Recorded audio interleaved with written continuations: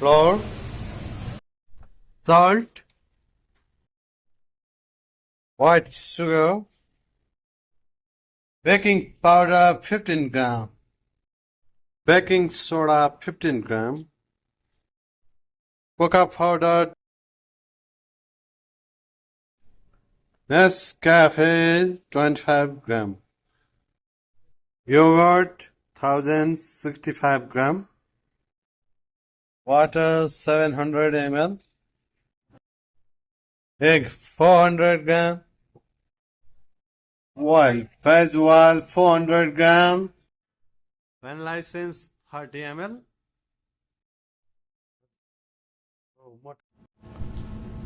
नमस्कार साथीहरू, म हुँ सुभाष खड्का। आज हामी जर्मन चकलेट केक बनाउन गइरहेछौँ। जर्मन केकलाई यो सामग्रीहरू सबै एक ठाउँमा मेसिनमा हालेर विस्क गर्छौँ। यसरी मेसिनमा रेडी गर्यौँ। अब यसमा हामी पहिला लिक्विड आइटमहरू राख्छौँ। लिक्विड आइटमको साथमा सुगर राख्छौँ। अलिअलि सुगर डिजल्भ भइसकेपछि सबै आइटम राख्छौँ। ल, हामी दही हाल्दैछौँ। दहीलाई हामी मिक्स गर्दैछौँ। अब हामी ओइल राख्दैछौँ, भेज ओइल।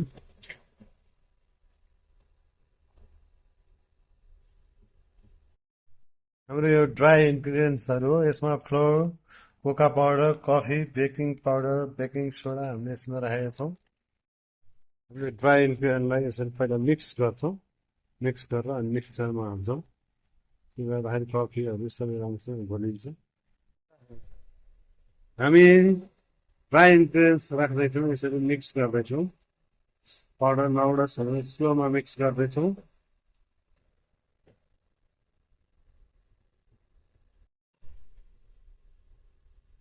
मिक्स गर्दैछौँ।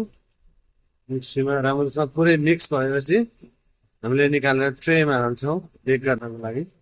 हाम्रो यसरी मिक्स भइसकेको छ। जर्मन चकलेट केकको लागि स्पन्ज हो यो। vanilla essence 30 ml राख्दैछौँ।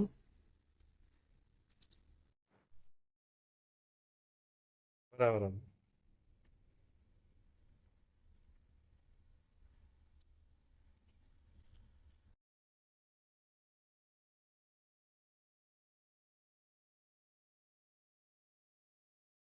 यसरी ट्रेमा सिल्भर फोइल लगाएर बेक गर्नुपर्ने हुन्छ। सिल्भर फोइल लगाएपछि पछि डिमोल्ड गर्नको लागि सजिलो हुन्छ। एकचोटि चलाऊ ल, किनभने फेरि डल्लो परिरहेको कहिले मेसिनले भेट्दैन कि डल्लो पर्छ। हामीले यसरी दुईवटा ट्रेमा बराबर इक्वली डिभाइड गर्छौँ मिक्सचरलाई। अनि हामी 190 यो स्पन्जलाई 180 डिग्रीमा अपमा र 200 डिग्री डाउनमा हिट मिलाएर बेक गर्छौँ।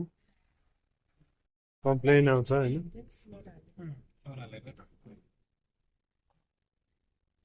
आउँछ भने स्वर आउँदै हुनुहुन्छ सरिता तामाङ। उहाँ चाहिँ हाम्रो भिडियोको मोडल भइसक्यो। हामी 180 डिग्री अप र 200 डिग्री डाउनमा 20 मिनट बेक गर्छौँ। 20 मिनट बेक गरिसकेपछि हामी अरू यसको बनाउने प्रोसेस सुरु हुन्छ।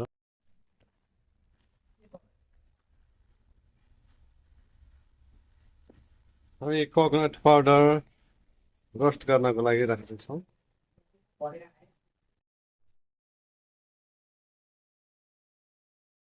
यसलाई फ्राई गर्दैछौँ। यसरी कोकोनटलाई रोस्ट गर्छौँ।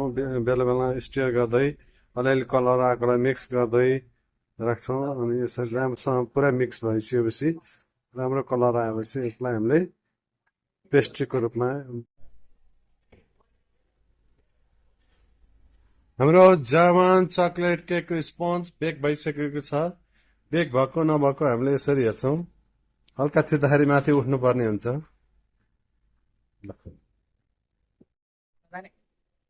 हामीले कोकोनटलाई यसरी बेला बेलामा निकाल्दै गरेर रोस्ट गर्छौँ। राम्रोसँग रोस्ट भइसकेपछि हामीले यसलाई जामुन चकलेट पेस्ट्री बनाउँछौँ। हाम्रो जामुन चकलेट केकको स्पन्ज बेक भएर रेडी भइसकेको छ।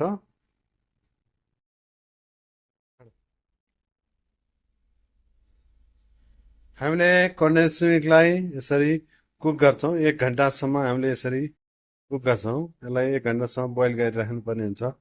पानी कम भयो भने हामीले पानी थप्दै कुक गर्नुपर्ने हुन्छ। कुक गरेपछि भित्र कन्डेन्स मिल्क कुक राम्रोसँग कुक हुन्छ। रोस्टेड कोकोनट पाउडरलाई अब यसरी बलमा राखेर हामी कन्डेन्स मिल्कमा मिक्स गर्दै जान्छौँ। हाम्रो रोस्टेड कोकोनट पाउडर यस्तो कलर आइसकेको छ। अब यसमा हामीले बिस्तारै कन्डेन्स मिल्क राखेर मिक्स गर्छौँ। हामीले यो रोस्टेड कोकोनट पाउडरमा कुक गरेको कन्डेन्स मिल्क यसरी राखेको छौँ। अब यसलाई हामी मिक्स गर्दैछौँ। जर्मन चकलेट पेस्ट्रीको लागि यसरी रिङले यसरी काट्छौँ। यो काटेर स्पन्ज निकाल्छौँ। कन्डेन्स मिल्क र कोकोनट रोस्टेड कोकोनट मिक्स गरेको यसरी डल्लो बनाउँछौँ। डल्लो बनाएर केक जस्तो बनाएर हामीले चकलेट स्पन्ज छ, जर्मन चकलेट स्पन्ज रिङमा अब यसरी राख्छौँ। प्याक गरेर कोकोनट र कन्डेन्स मिल्क मिसाएकोलाई यसरी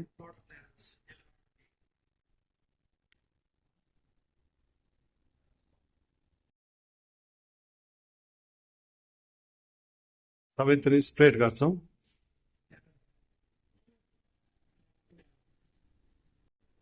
अब यति गरिसकेपछि फेरि हामी अर्को लेयर स्पन्ज राख्छौँ।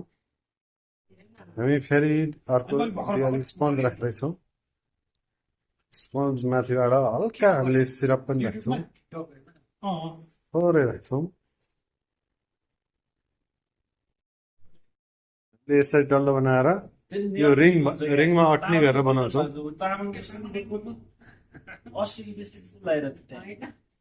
त्यो अलिअलि बोलेको नि राख्छ। मलाई चाहिँ तामाङ भन्नुहुन्छ।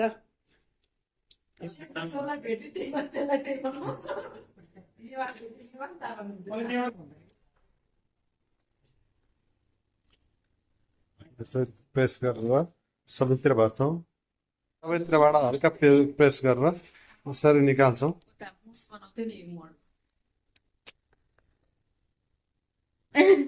ल भइसकेपछि यसरी हामीले सेप आउँछ, यस्तो सेप आउँछ। यसरी निकालेपछि यसरी लेयर देखिन्छ।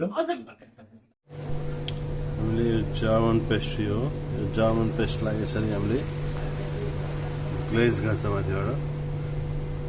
ग्लेज गरिसकेपछि यसमा हामीले चकलेट पर्लिनहरू राख्छौँ। यसरी चकलेट पर्लिन चकलेटहरू राखेर डेकोरेसन गर्छौँ।